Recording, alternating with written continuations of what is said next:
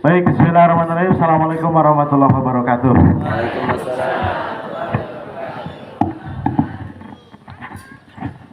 Nyanak emping, nyanak opak. Cakep, Bu. Cakep. Nah, ya. Kuping tapi kirang kompak. Assalamualaikum warahmatullahi wabarakatuh. Waalaikumsalam warahmatullahi wabarakatuh. Mareme buah kesemek. Rame tapi si gano amek.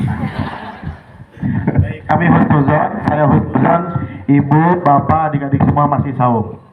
Betul? Baik, alhamdulillah. Masih kuat saum sampai maghrib? Alhamdulillah. Di sela-sela mengisi waktu sambil nanti menunggu asar, menunggu maghrib, mari kita isi dengan hal yang salah satunya adalah dengan hadir di tempat ini mengisi acara kudu rame. Apa, Bu? Kudu rame. Cacan di judulan. Itu sarana namina kudu rame. Naon, Bu? Kudu rame. Naon kudu rame teh? Kuliah, duha, Ramadan. Bingung naon itu ya. Siap ya? Kalau saya bilang kudu rame, kuliah 2 Ramadan, gitu ya. Baik, ini ya kudu rame, kuliah 2 Ramadan. Baik, alhamdulillah. Karena sudah ada ya. Insya Allah hari ini, ibu dan bapak sekalian, kita sudah kehadiran seorang tokoh. Tahu tokoh, Bu? Lain tokoh ya. Beliau adalah pengusaha muda.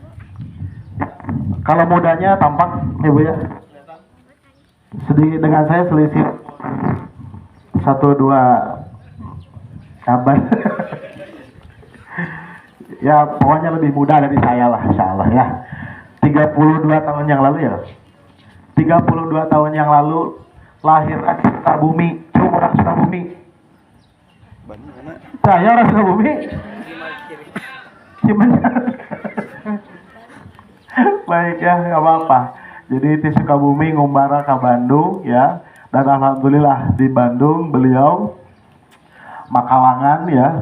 Dan alhamdulillah sampai saat ini punya 40 brand usaha. Tepuk tangan, Bu. Tong tarik pengnya. Si haus. Dan beliau juga salah satu atau satu-satunya pendiri Muhsinin Club. Muhsinin Club itu tadi disampaikan sedikit oleh Pak Kiai adalah kumpulan orang-orang yang memiliki kelebihan harta yang kemudian dikumpulkan ya dalam satu wadah namanya Muhsinin Club. Terus ngapain? Ya ngumpulkan artos, ngumpulkan ke segala rupi begitu ya. Kemudian bahkan salah satunya masuk ke sini juga jadi bagian program gradasi termasuk ya, Kang. Ke pesantren ini dan di program namanya gradasi, gerakan daging untuk santri.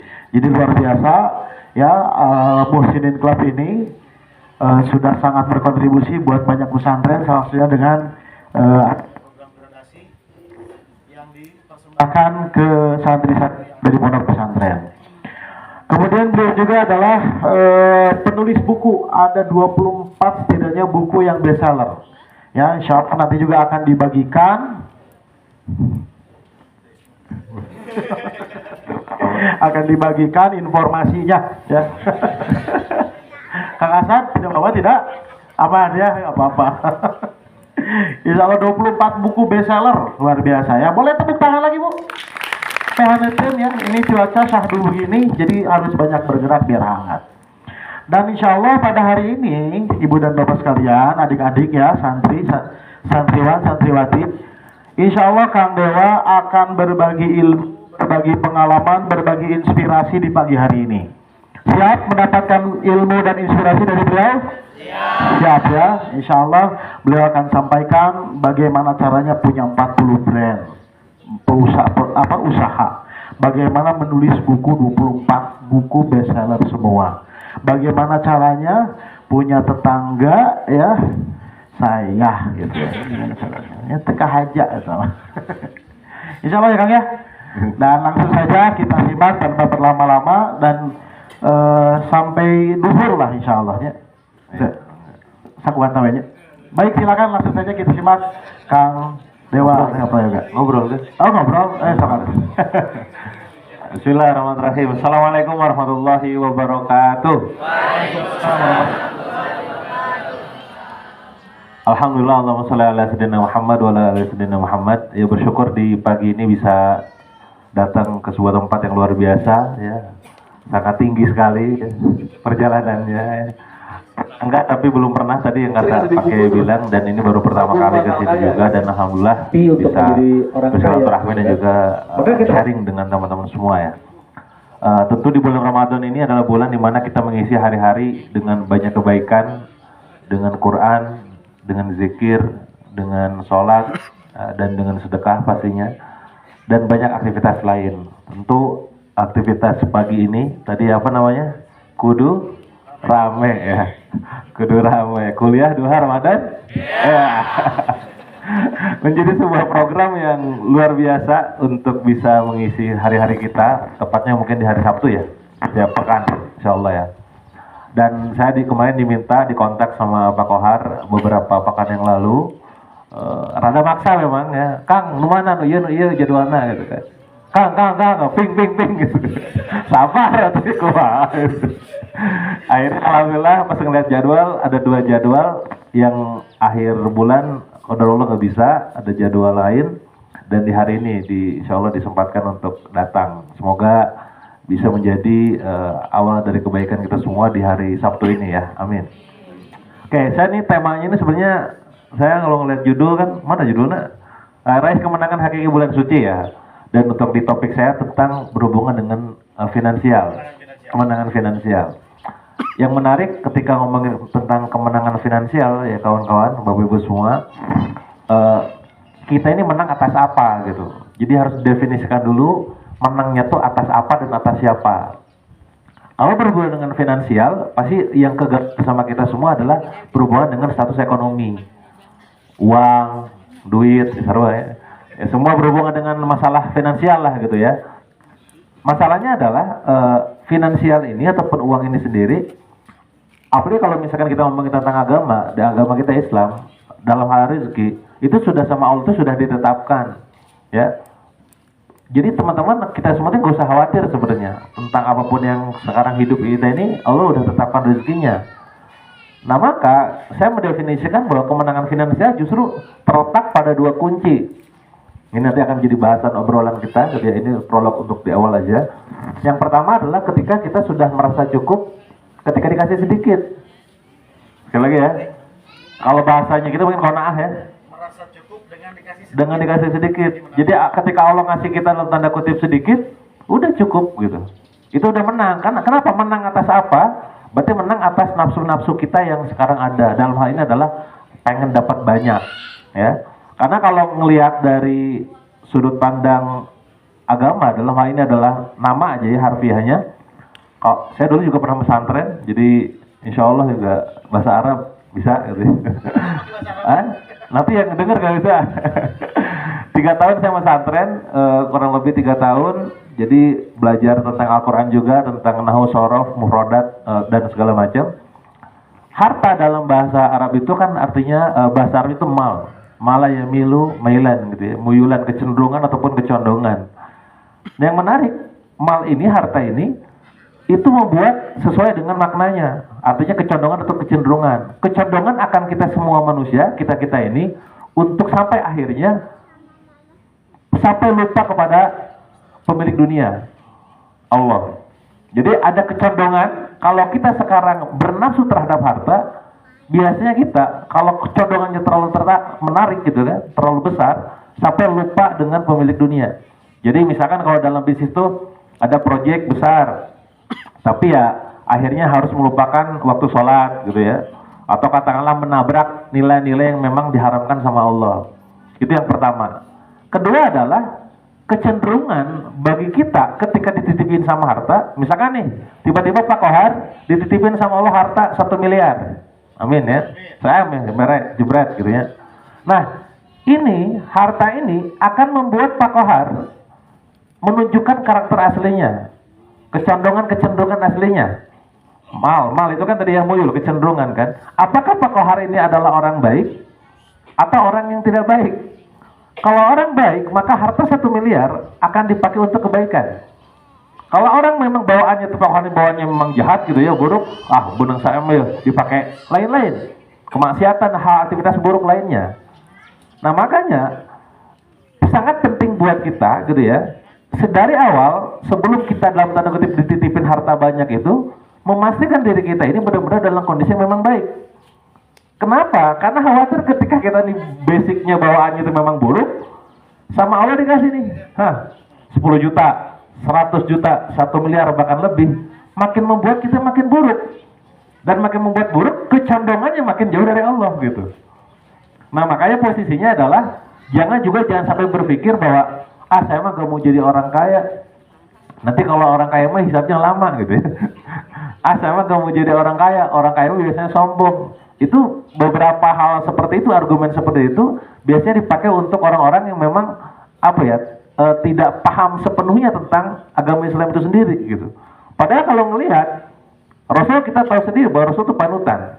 Kalau kita melihat bahwa ada bilang juga tuh orang-orang kan, Rasul mah kayaknya setelah nikah sama Khadijah aja. Kalau kita baca sirah kan gak demikian.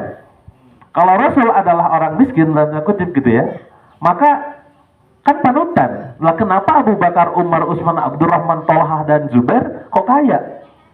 Kan gak niru Rasul. Padahal Rasul gak punya apa-apa. Nyatanya sebelum nikah pun dulu udah orang kaya gitu. Maharnya pun besar gitu. Nah artinya apa, sekali lagi, poin nomor 1 baik lagi, kita akan menang secara finansial ketika kita sudah merasa cukup dengan ketika dikasih sedikit. Jadi tenang aja, gak usah, udahlah biarin aja gitu. Ketika dikasih, ya alhamdulillah, bersyukur ya. Ketika dikasih alhamdulillah syukur, ketika belum pun sabar. Ini level 1 nih. Tapi masuk ke level kedua.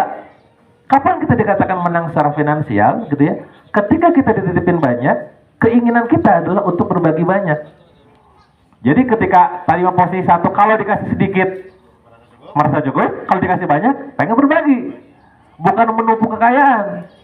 Jadi ketika dapat duit banyak, awalnya cuma 1 juta, 2 juta, 5 juta, 10 juta, 100 juta. Pas gede itu langsung memperkaya diri, flexing dan segala macam. Enggak. Tapi benar-benar dipakai untuk jalan dakwah. Itu yang perlu kita lihat dari sirah dan juga perjalanan Nabi dan para sahabat. Dikasih banyak, ya untuk dakwah. Perang dengan yang terbaik. Kudanya, kuda terbaik. Mahar terbaik, dan semua yang terbaik. Jadi, 2 hal ini akhirnya membuat kita menang secara finansial. Intinya adalah kita nggak terbawa nafsu. Ngeliat orang-orang misalkan sekarang pakai apa segala macam, gak usah khawatir, biasa aja gitu. Tapi ketika tiba-tiba kita dikasih banyak gitu ya, berbagi sama mana lagi nih gitu. Bulan Ramadan ini pesantren mana lagi mau kita support gitu kan. Di tahun ini siapa lagi orang yang mau kita umrohkan. Di tahun ini kita nanti kurban sapi, kurban kambing, kurban perasaan gitu. Yang mana lagi nih gitu kan yang kita mainkan gitu kan. Nah ini mikirnya tuh udah pengen berbagi kemana gitu. Nah ini adalah sebuah kunci bagaimana kita bisa meraih kemenangan finansial. Nah tinggal bagaimana step by step-nya. Kalau seandainya kita sekarang dititipin sama Allah tuh yang memang dalam tanda kutip sedikit gitu ya, itu tenang aja karena kelapangan itu di hati. Jadi teman-teman gak usah merasa khawatir. Saya sering bilang bahwa miskonsepsi tentang kekayaan Kang. Jadi pertama orang ada yang bilang bahwa kaya itu kondisi hidup. Padahal saya bilang kaya itu kondisi mental. Mental itu berarti kondisi perasaan. Makanya banyak orang yang mengatakan bahwa guru-guru kita, bahkan juga kalau nggak salah perkataan Rasul juga, bahwa kaya itu gak di harta tapi di hati. Nah, artinya apa?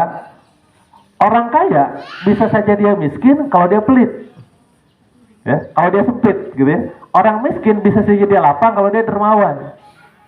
Misalkan, baik lagi, Pak Kohar punya 1 miliar, saya cuma punya 1 juta.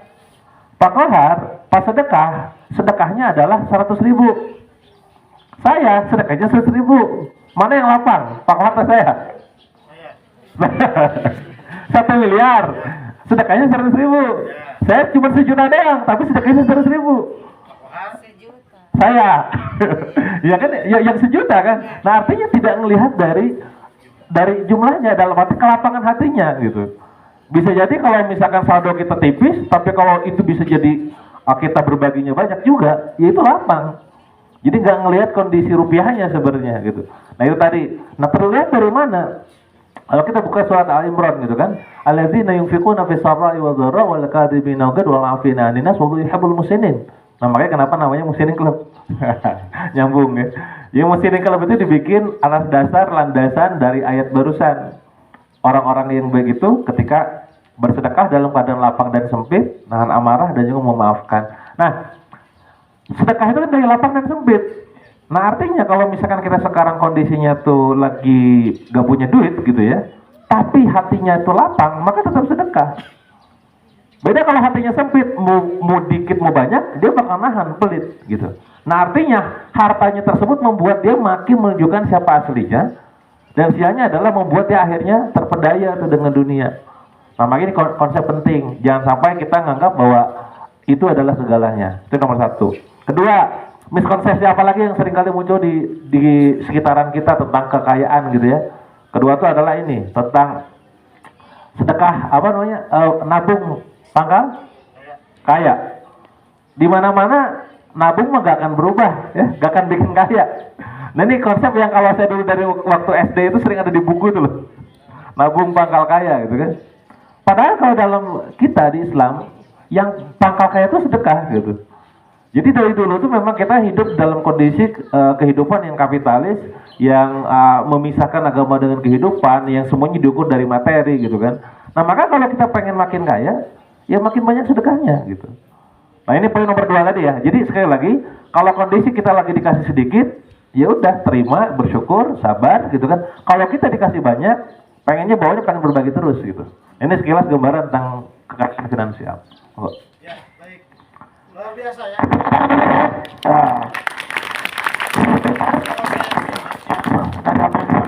Dari 2 poin saja.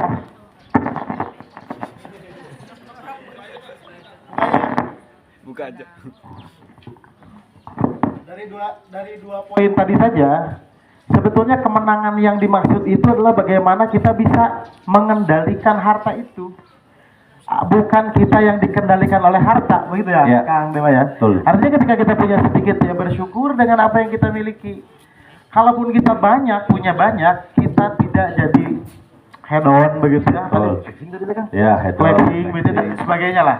Artinya tetap harta itu dalam kendali kita mau sedekahkan berapa banyak, kita mau berikan berapa banyak, itu betul-betul sangat bergantung dari mentalitas yang kita miliki agar kita betul-betul jadi mental kaya, bukan hanya sekedar kaya harta begitu ya. Nah, luar biasa, alhamdulillah. Turun Kang Dewa. Baik, atusan mau mandi? Udah itu. Enggak, ngobrol aja apa, bisa mau nanya apa gitu. Ya. Ngobrol ya. Jadi kalau saya perhatikan ya, Ibu dan Bapak sekalian, apa yang dilakukan Kang Dewa ini betul-betul kadang-kadang teka hati Kang.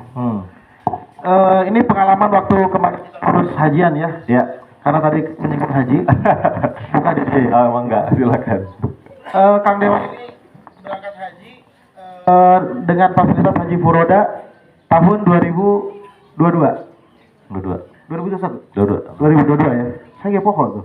2022. Beliau berangkat dengan istrinya, dengan Teh Wiwin pada saat itu dengan biaya yang cukup besar. Ya, kalau tidak salah seorangnya itu sampai di angka 350 jutaan ya Kang. Itu yang ke saya masuknya. Nggak tahu yang dia keluarkan di sana, saya nggak tahu juga gitu ya. Nah, pada saat beliau mau daftar, ini yang saya nggak ngerti ya. Dia bilang pas saya ngasih DP, itu uang di saya lagi kosong. Nah itu Kang, kumaha sih carananya akan bisa gitu tah? Itu yang betul saya tidak mengerti ya. Daftar haji dengan ongkos 350 juta per orang kali 2 berarti 700 juta. Buat DP pada saat itu kalau saya minta 70 ya. 70 juta per orang. Dikasih lah itu ya 70 juta itu sambil bilang di saya lagi saldonya sedang kosong. Sehingga ilmu siga gitu teh bagikan tah siga kumaha. Iya. Nah, ini nyambung ya dengan tadi ya. Pada saat kita tadi ya berkeinginan ataupun katakanlah ada sedikit mimpi untuk menjadi orang kaya gitu kan. Maka kita harus tahu nih, sebenarnya dengan kekayaan yang kita miliki ini mau dipakai apa gitu. Ya, apakah mau dipakai untuk sekedar memperkaya diri atau untuk berbagi atau untuk apa? Nah, memang yang paling masuk akal untuk buat teman-teman yang muslim, kita kawan-kawan muslim adalah maka beribadah dulu. Maka ibadah ini kan dari mulai menikah, sesudah sedekah, haji, umroh dan lain-lain tuh ya. Itu bisa di checklist gitu kan. Nah, maka sudah kita tetapkan dari awal. Ya, jadi kalau saya tuh setiap tahun ada checklistan Bu, Pak. Checklistan misalkan tahun ini posisinya apa aja nih? Oh, di bulan Januari ada apa? Di bulan Februari ada apa? Maret ada apa? Di bulan Ramadan nih, di bulan sekarang ada apa? Dan kita biasanya menargetkan angka tertentu untuk bersedekah. Kang motong Kang. Itu bisa Kang saya lakukan.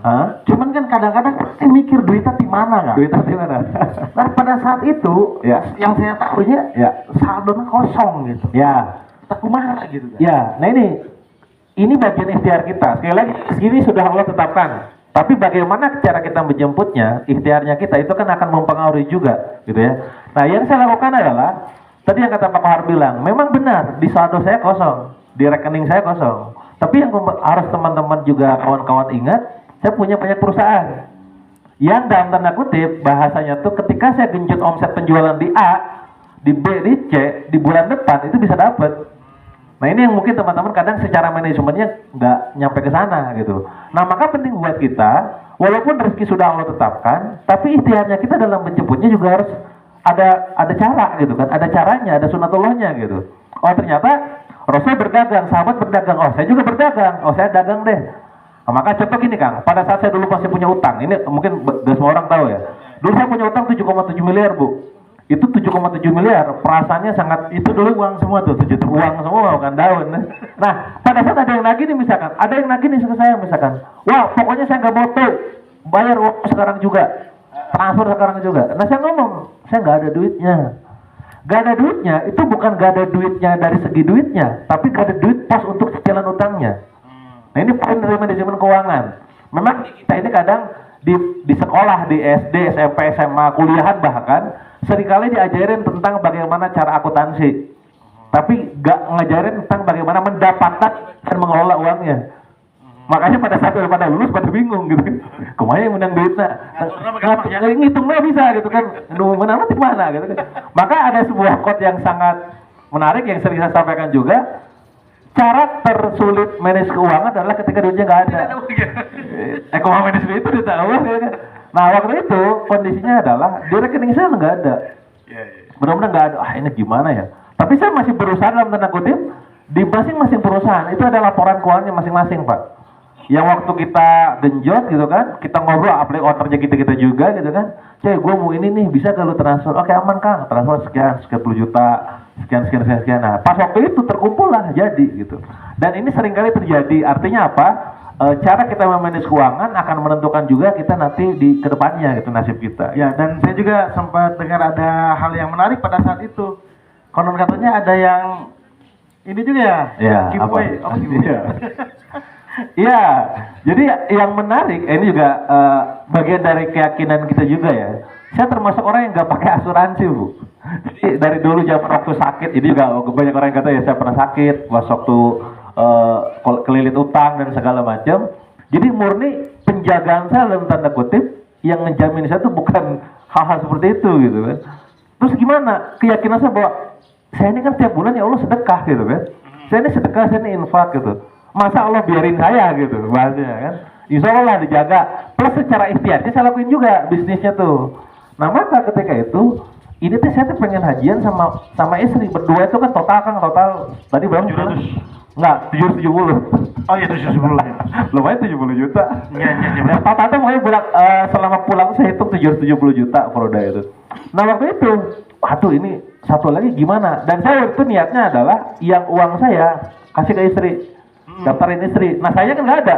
Lah ini gimana nih kondisinya? Antara memperjuangkan usaha agar bisa dapat transferan atau yang lainnya. Nah ini yang menarik, bagaimana kita meyakini bahwa kita akan ada, tiga kita ikhtiarnya gimana dan seterusnya kita coba maksimalkan. Sama kalau kita kayak kita ini ngelihat Nabi gitu ya, Rasul itu kan income streamnya Nabi itu lebih dari 5, 7 bahkan 10. Setahu saya pernah baca sebuah buku ada 10 income stream Nabi gitu. Mulai dari dagang, dari fai, mulai dari gonimah, dari warisan, dari orang tua, dari istri segala macam itu ada 10. Nah kadang kita ini hidup pengen niru Nabi tapi income stream kita 1. Nah saya mencoba untuk membuat banyak income stream ataupun pipa pendapatan Bu. Oke, dari dagang, berarti dari jualan ya. Kedua dari main properti, sama main properti juga, properti. Ketiga dari nulis, royalti. Dari ngisi workshop gitu segala macam. Nah saya checklist ada banyak ini ya. Nah apakah saya memperjuangkan dari sini atau dari yang lain yang goib? Yang goib itu dalam arti ya pemberian segala macam gitu ya.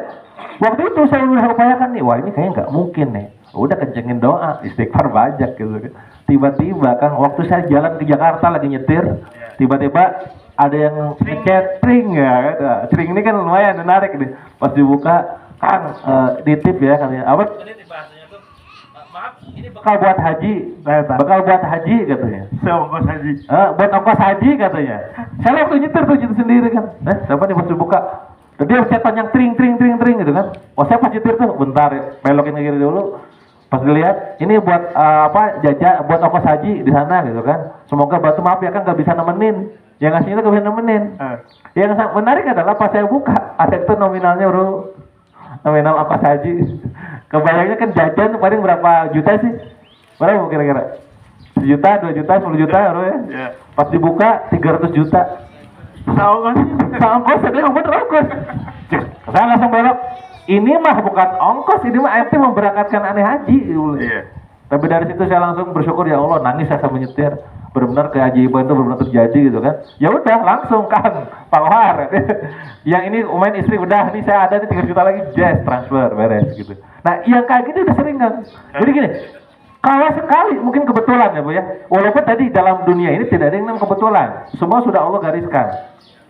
Yang menarik adalah saya nulis buku Bu, 24 buku. Qadarullah izin Allah, hazan fadil Rabbi, semuanya bestseller. Berarti kan udah ketemu pola. Oh nulis buku tuh gimana sih juaranya supaya laku, gampang, gini gitu kan. Nah ini sunatullahnya kita di dunia kayak apa nih? Kedua, ikutan kertas affiliate. Sekarang nih adik-adik sekarang kan udah banyak tuh kenal namanya affiliate marketing ya di berbagai macam platform. Saya dari 2015 sudah ngelakuin 30 kali kontes, 30 kali menang juara 1. Jadi menang sekali mah. Tadi kebetulan walaupun gak ada kebetulan ya. Kedua keberuntungan ini 30 kali menang. Karena ada pola yang dibaca. Saya baca polanya tuh, oh berarti kudu menang, kudu kill, A, B segala macam tulis. Nah sama dalam hal masalah kehidupan, ada aja pola-pola yang membuat kita tuh akhirnya kok tiba-tiba dapat gitu. Nah pola itu yang akhirnya saya dapetin tuh Kang. Jadi tiba-tiba waktu itu yang memang bahasnya jackpot rezeki lah, saya tulis buku judulnya jackpot rezeki. Salah satunya adalah tadi ketika dapetin hadiah haji, bukan umroh ya, hadiah haji waktu itu dalam kondisi benar-benar lagi terhimpit banget tuh itu gitu. Dan itu alhamdulillah kejadian.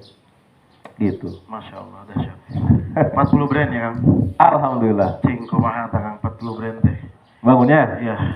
Ya, buat teman-teman yang sekarang mungkin lagi usaha atau mungkin nanti pengen usaha buat adik-adik gitu ya. Yang pertama pastinya sebelum mulai usaha, temukan dulu niat utama, niat yang paling besar ngejalanin usaha itu apa? Apa niatnya coba?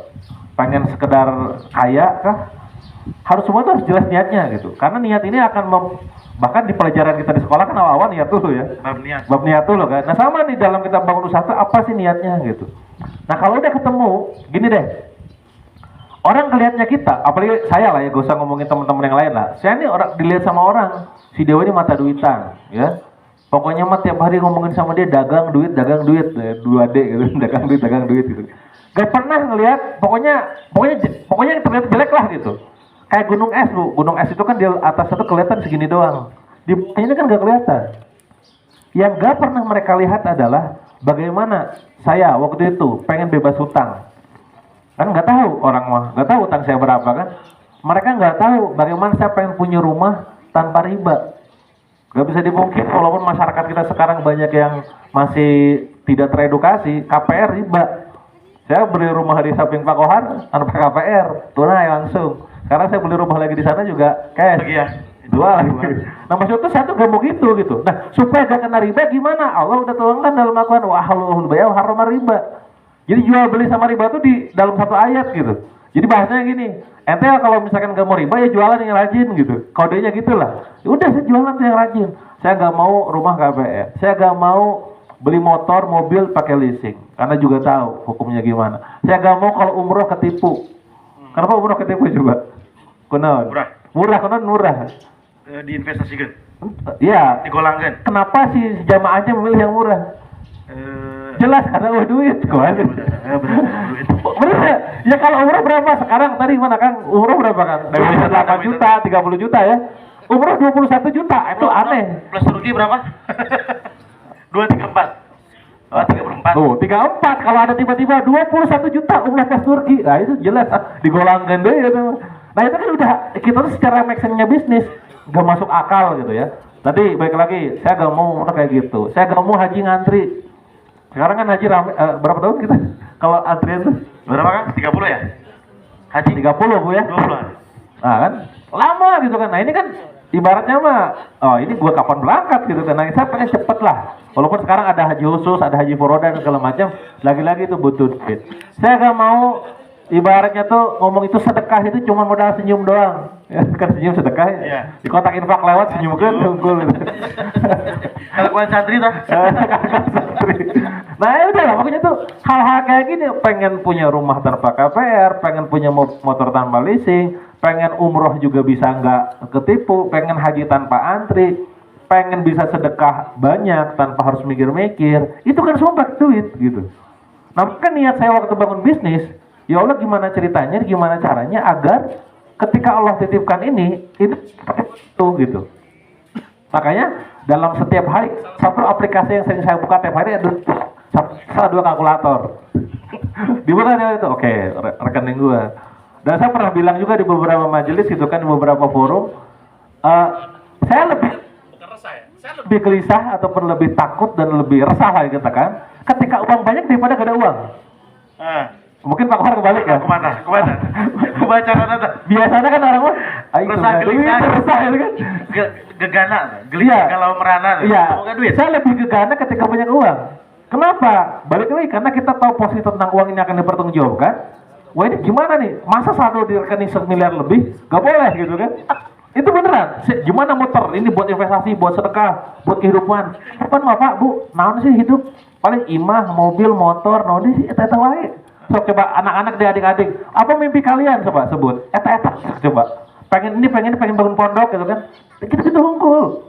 Nah, ketika tiba-tiba sama Allah dikasih, 10M, ayo dipakai naon. Liur saya coba. Benar gak? Nah, makanya itu tuh udah pasti dalam kejadian di titik kemarin itu saya tuh, gila duit banyak banget, gak enak gini ya gitu kan. Nah, khawatirnya apa tadi? Karena kita tahu bahwa, nah ini balik lagi, bagaimana kalau kita menggunakan Al-Quran, Sunnah dan juga Islam sebagai panduan, semua tertuang jelas. Harta kita yang sesungguhnya Kang, Pak ya, itu cuma ada 3 cenah kan, kata Rasul nih. 1, ma'akala wa syariba, apa yang kita makan dan kita minum. Itu harta atau rezeki kita sesungguhnya. Kedua, apa yang kita gunakan, malabisa. Makanya dalam bahasa Arab, pakaian bahasa Arabnya malabis kan. Nah, malabisa apa yang kita kenakan. Yang ketiga adalah manfaat apa yang kita infakkan. Maka kalau kita sekarang bulan Ramadan, mumpung bulan Ramadan, tiba-tiba belanja makanan banyak. Sore-sore masak banyak. Tapi pas buka mau tidak tawa ya kan. Nah, sisanya bala-bala masih kan. Cengkek dan segala macam. Sisanya itu bukan rezeki kita. Kan jadi mubazir.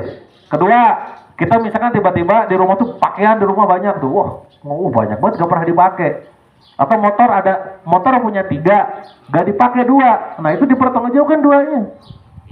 Mobil punya 3, 2, gak dipakai 1, dipertanggungjawabkan. Rumah pun demikian. Saya pas waktu punya aset gitu, sama Allah ditakdirkan sama Allah dikasih aset, rumah ada beberapa gitu kan. Rumah itu dipakai, asa nganggur gitu kan. Ya udah, pokoknya sok kamu isi aja lah. Pokoknya mah selama kamu ngisi, moga aja dapat pahala sedekah kan. Nah itu, apa ini kan? Oh, udah ini disewain aja, dikontrakin gitu kan. Mobil ada 4 gitu kan. Udah 2 kasih, 1 pakai sama yang lain gitu kan. Jadi semua hidup. Jadi bahasanya tuh ketika 2 tidak bisa terkonversi, maka jadikan nomor 3. Nomor 3 tadi apa? ya kita sedekahkan.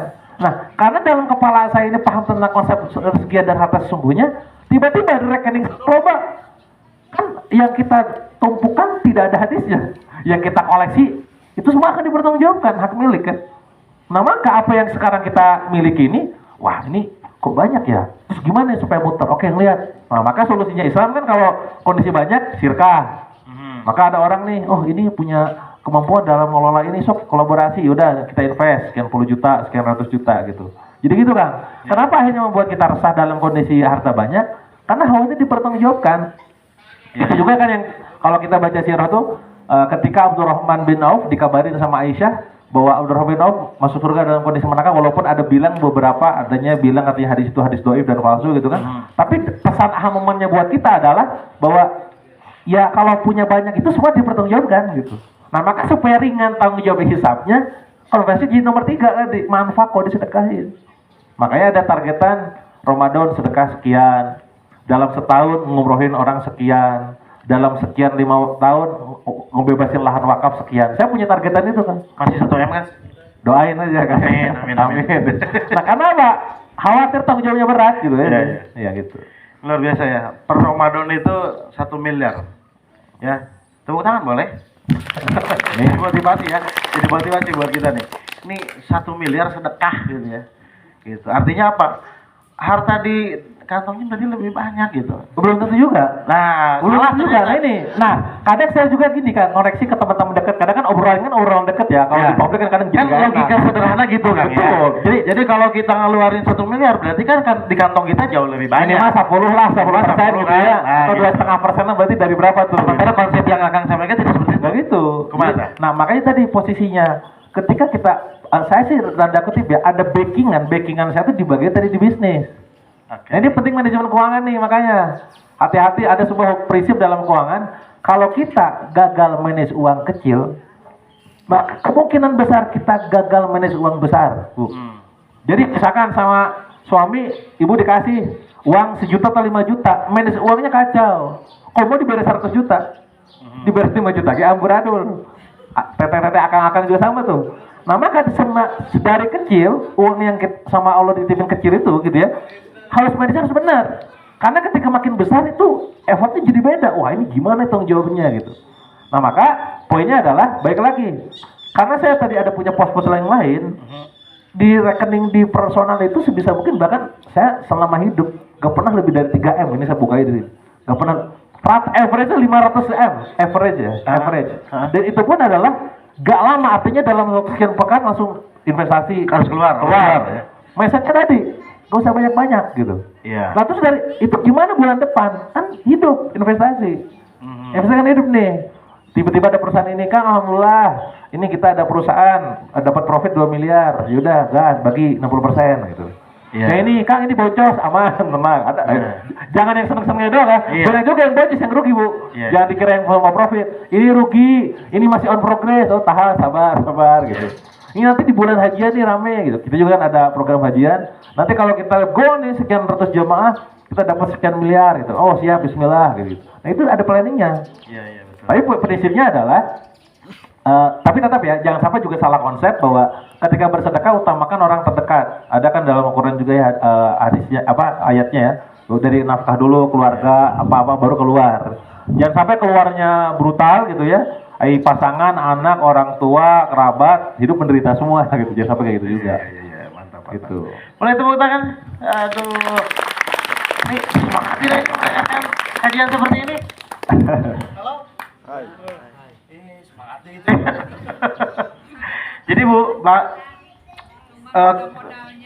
gimana? Modal. Gak ada modal. Nah, nanti kita bicara tentang modal ya. Ya. Kang Dewa itu dulu rugi 7,7 M. Dan sekarang harta kekayaannya kurang lebih di berapa triliun? Amin kan we. Amin kan we. Kurang lebih tadi ya 3 miliar itu terus bergulir lah. Nah, ini modalnya tuh seperti apa, Kang? Ya, Nah, oke. tadi karena ada nanya modal ya. Betul. Menarik Bu. Jadi banyak orang, terutama buat para pengusaha pemula gitu ya, selalu klasiknya ya, masalah klasik itu di masalah modal. Kang, abdi ge dah hoyong, kalau segitu teh tapi udah taya modalna misalkan gitu ya. kumaha gitu kan. Nah, balik lagi gini konsepnya. Kalau kita belajar tentang finansial keuangan, Bu, kita akan benar-benar memahami bahwa tentang laporan keuangan di neraca. Ini rada teknis nih. Sekarang saya nanya ke Pak Kohar, Pak, memang kalau udah ada modal itu kan berarti dalam bentuk duit ya? Rata-rata kita pahami modal Duit itu ya? duit ya, uang ya. Nah sekarang misalkan ketika Bapak dikasih sama saya nih modal nih katakanlah 100 juta Ya. dipakai naon? Dipakai naon? Sok saya nanya ayo. Liur kan? Nah ini tugas kita lo main liur. Kamu mau miliar nih, Bu? Enggak, karena apa? Kita harus tahu esensinya dulu, Bu. Jadi modal itu dipakai apa? Oh, modal itu dipakai kulakan, dipakai buat beli produk, dipakai buat produksi, gitu kan? Oke, berarti kan goalnya di situ kan? Nah sekarang saya tanya, mungkin nggak kita kulakan tanpa keluarin modal? Gimana caranya? Nah ini pentingnya kreatif. Makanya kan kalau Nabi Muhammad itu dengan sifatnya fatonah dan segala macam tablik dan lain gitu ya, itu luar biasa kecerdasannya. Ini yang juga jarak Keluar gitu ya. jadi waktu Dulu ini kalau ngomongin sirah ya. waktu dulu Rasul itu sama Abu Thalib pamannya dia dalam kondisi Abu Thalib udah makin tua. Wah ini udah berat nih. Udah Muhammad, kamu di sana ada Khadijah, kafilahnya dagang. Kamu datengin deh, kamu kan jago jualan dagangnya, datengin. Nah, Nabi Muhammad ini luar biasa, cerdas, Rasulullah gitu kan. Enggak, biarin aja. Jadi, kayak jual mahal. Kalau butuh, sok nanti nungguin aja. Jaim-jaimnya. Jaim, gitu kan. Sampai akhirnya, Khadijah menangkap sinyal itu. Menangkap sinyal bahwa, oh di sana ada nama Muhammad, gitu ya. Itu keponakannya Abu Thalib, gitu kan. Sok, datengin. Diobrolin, dipicing bahasanya, zaman sekarang mah dilicin gitu ya. Oh iya bener, jago jualannya segala macam. Sok ditawarin nih, ada produk komoditi, nilai dagang sok tentang. Nah baru Rasulullah mengiyakan. Oke, sok sirkah, bagi hasil, upahna para dan segala macam. Jalan. Singkat cerita dia belanja dari kota tertentu di Madinah, Syam dan bolak-balik. Setelah lagi ke Khadijah, nih semuanya gitu kan. Ngalipat kieu gitu kan. Nah itu keluar biasanya Rasul. Nah pertanyaan adalah, ini yang jarang kita bahas. Bagaimana Rasul berdagang? Bagaimana Rasul piawai dalam berkomunikasi, negosiasi gitu ya. Bagaimana ke modal? Gimana supaya dapat modal? Tadi ya, modal ada duit untuk kulakan jadi produk. Mungkin gak dapat produk tanpa ada modal. Jawabannya tadi apa? Mungkin. Dengan cara ngutang, bener kan ya? Pak ya, ngutang. Nah berarti pada saat kita ngutang ke vendor, berarti ilmu apa yang harus kita pelajari? Negosiasi. Komunikasi ya. Komunikasi. Nah maka supaya kita dalam tanda kutip diutangin sama orang, kita harus jago ilmu komunikasi negosiasi dan kitanya harus seperti Rasul. Tadi apa? Sidik, amanah itu loh. Dipercaya gitu kan. Fatona kan menyampaikannya kan. Tablik menyampaikannya, Fatona cerdasnya kan. Itu udah Rasul tuh udah panutan banget. Oh bener ya, berarti kudu jago ngomong kudu jago negosiasi. Nah orang dia kudu bisa dipercaya. Sehingga sama vendor tuh sokan Pak Kohar ya, saya titipkan ya barang tas 100 jutaan. Oh nuhun itu margin 30%, berarti dikali dapat 130 juta ya, profit 30 juta misalkan. Satu. Kedua, kalau misalkan kita nggak punya modal duit gitu ya, udah jadi produk, nah terus jadi duitnya gimana kan belum. Nah maka di sini perlu ilmu yang namanya ilmu jualan. Dapat produk dari si bapak, oke, deal-dealan, oke. Sebulan ya Pak, oke siap, sebulan ya menang produk baju misalkan atau cemilan gitu ya. Saya jualan ke orang-orang sana, jualan dapat duit, beak 130 juta. Beres selesai kan? Jadi saya nggak harus pakai modal duit sendiri. Produk dimodalin sama vendor, duit datangnya dari customer, pembeli, clear. Nah realnya gimana? Case tadi supaya kebayang. Saya punya produk namanya Dewa Snack. Dewa Snack ini kayak teman-teman yang jual cemilan. Sang Dewa, Kirun Makarun, pecah telur dan lain-lain gitu ya. Pabriknya ada di Kediri Bu, ya. Pada saat saya bangun produk itu, kita pikir gimana, baik lagi sama lah, kita juga pengusaha ya, gimana caranya keluarin modal gitu kan. Karena lumayan nih kalau misalkan gak ada modal, bisa dapetin duit langsung, enak gitu kan. Yaudah mikir, oke, tadi balik lagi konsepnya. Ke vendor harus jago negosiasi, ya. Ke pasar harus jago jualan. Dua ilmu nih. Kalau kita katakanlah butuh orang pihak ketiga lagi, berarti ke partner yang kita butuh ilmu syirkah. 3 ilmu nih. Yaudah kalau itu, oke, mana vendornya? Vendor dari 2. Vendor produk Bu, produk kayak pisangnya, singkongnya dan segala macam. 2 vendor kemasan. Yang paling mahal tuh kemasannya, karena kemasan sekali produksi 100.000 pieces. Yaudah, datang ke si ibu-ibu vendor pisang. Pernah rajin kan? Bu punten, nah, biasalah bahasa Jawa ya di sana. Kita pengen produksi ini sekian kilo, sekian ton per bulan, butuh gini. Tapi punten Bu, bisa nggak bayarnya mundur 2 minggu? Ya tentu si ibunya, ya kan ada orderan kan? Iya. Aman, tenang aja mas, pokoknya kita siap support. Oke, nuhun Bu, matur nuhun gitu kan. Salaman, deal. 2 minggu ya, Bu, oke. Datang ke vendornya kemasan, namanya Pak Ruby. Pak Ruby, duh kita lagi syarat di cash flow gitu kan. Bisa nggak Pak mundurnya 3 bulan? Ini lebih ekstrim. Karena bapak-bapak bisa, kalau ibu gak tega gitu. Ibu udah pada tua gitu. Pak, oh aman, pokoknya Kang Dewa bisa support katanya. Nah, kenapa dia aman dan siap support? Balik lagi, karena Sidik dan amanah dan patok, amanah dan tablik ini ya, amanah dan sidiknya kan. Oke, gua terpercaya nih. Pokoknya insya Allah gak akan nipu, gak akan nemplang dan segala macam. Oke, siap, deal. Jadi ke vendor kemasan 3 bulan, ke vendor produk 2 minggu. Nah, udah dapat di produk, alhamdulillah 100.000 pieces Dewa Snack gitu kan. Kan produk, jadi duit. Jualan ke publik di sosmed. Nah, ini kan mau jualan nih. Alhamdulillah seminggu keluar 100.000. Bahkan over, pokoknya kita produksi lagi 100.000. Dapat duit dari pasar 1 miliar lebih. Kan? Udah terima modal. Dapat dari pasar sekian miliar, bayar ke si ibu-ibu vendor, Bu nuhun pisan tersebut gitu kan. Ke Bapak Pak Robi awalnya 3 bulan, sebulan ini kita bayar. Berarti bisa lebih cepat juga tuh ya? Bisa lebih cepat. Jadi balik lagi, modal itu gak diperlukan bagi mereka yang satu, jago ilmu negosiasi dan komunikasi. Yes. 2, jago ilmu jualan. 3, dia punya sifat yang amanah dan sidik. Gitu kan? Dan pastinya adalah dari segi, nanti kalau ada butuh orang tambahan, contoh di kasus ya, case tadi lah, supaya ada gambaran juga. Kita ada tadi ya sebagaimana disinggung sama Kiai gitu kan. Saya ada program namanya di Metro TV namanya Juragan Zaman Now, Bu. Jadi kalau nanti searching di YouTube atau di Metro TV, saya jadi mentornya. Nah, di Juragan Zaman Now season kedua itu ada ibu-ibu gitu ya, yang dia tuh disabilitas. Benar, disabilitas itu minti saya. Jadi minti saya tuh yang saya mentoring. Bu, gimana orderannya? Tapi dia jago banget. Wah, omsetnya ratusan juta, bahkan miliaran. Isunya dia adalah kekurangan modal. Sama kondisinya kayak tadi. Tapi gimana nih cara komunikasi? Murni benar-benar kekurangan modal buat kulakan. Saya nggak percaya. Ingat, konsep dalam bisnis awal-awal tuh jangan langsung percaya. Harus ada rasa curiga dulu. Tanya, Pak, Bu, mana PO-nya? Mana dikirim? Nih Pak Dewa, nih Kang Dewa nih, coach katanya. Ini total dari Singapura ada 500 juta, ini dari Malaysia 900 juta. Buset, bener semua nih kan. Meeting Zoom, meeting Bu, oke. Ya jadi gini coach, dia manggil saya coach gitu. Gini kita butuh pengadaan kain ini, keset sama sepak sapu. Dia orang Kebumen Bu, usia kurang lebih 50 tahunan. Dan dia bingung gimana nih gitu kan. Ini beneran ada di mana nih? Ada gitu. Ini bukti-buktinya semua ada. Dia pencatatan manual semua lah. Ya udah, saya tanya kan, berapa kebutuhannya? 900 sekian puluh, 930 kalau nggak salah, 970 ya. Udah bikin lama, kita cek keuangan semua, ini bener orangnya bener amanah, transaksinya benar. Ya udah, per bulan lalu, 2 bulan lalu, kita invest. Itu sirkah tuh.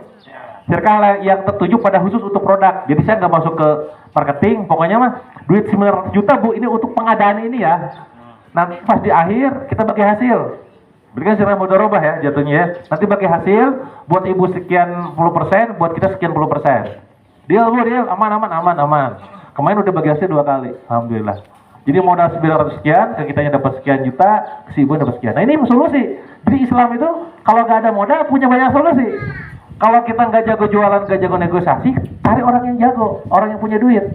Berarti kalau kayak tadi kasus ibu tadi, kasus Bu Irma namanya gitu ya, itu ketemu sama kita yang ada kelebihan uang nih.